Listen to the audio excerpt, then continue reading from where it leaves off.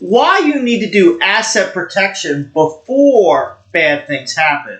Here's the simple thing. If you're interested in doing asset protection, it is much easier, much more feasible, much more practical, much more possible to do asset protection before a bad event happens. And we're talking about a liability of some sort, a loss, a death, etc.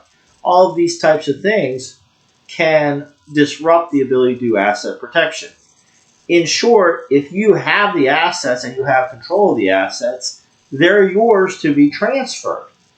But if somebody has a claim on those assets, and that could be a pending lawsuit, it could be a judgment, it could be a bankruptcy, it could be other things. Once you're in that situation where you don't have clear title or clear ownership of those assets, or somebody has a claim against them, then it becomes much harder to transfer them out and get them to other people or other places or other business structures. Also, there are fraudulent conveyance and fraudulent transfer laws in many states, and these laws make it hard to transfer without getting fair value back. Obviously, if you have unencumbered assets, one of your options is to gift them, and maybe gift them to a trust for your children or for your spouse or for future generations. These are all things you can possibly do.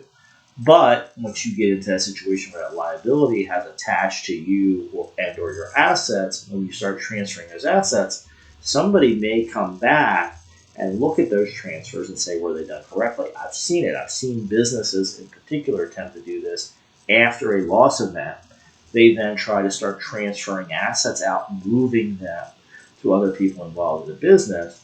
And what they create is a massive mess, because now not only are they liable for the initial liability, but somebody's now going through all their books and records. And I will tell you, I am licensed as both an attorney and a CPA, and people like us who understand financial numbers, understand these laws, with today's digital age and all the records available, we can go through and start tracing that stuff very easily. Now, if things were done for bona fide reasons prior to the event, the dates matter here, then it's going to be hard to challenge it. What we've seen a lot of times in the cases I've been personally involved with, like where a personal injury firm will hire me to come in and review the file and to look at what happened, I see people do the transfers after the event happens, and that makes it very hard to properly document it, to make it fair, to show that it's proper, and to show that it just wasn't within the scope of one of these fraudulent transfer and fraudulent conveyance laws. You can't just liquidate the assets and say, I don't have assets,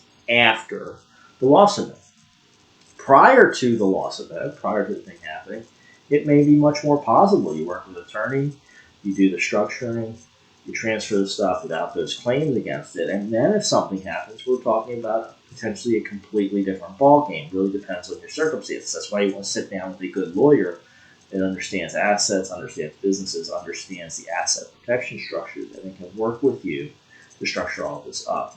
If you have questions, go ahead and drop them below. But keep them general. Remember, we just want general questions, ideas for future videos, those types of things. Specific questions, confidential information is not protected on a site like this. So don't put anything there you don't want other people seeing. But do join me in the comments, and I hope you subscribe to the channel for more videos. Talk to you soon.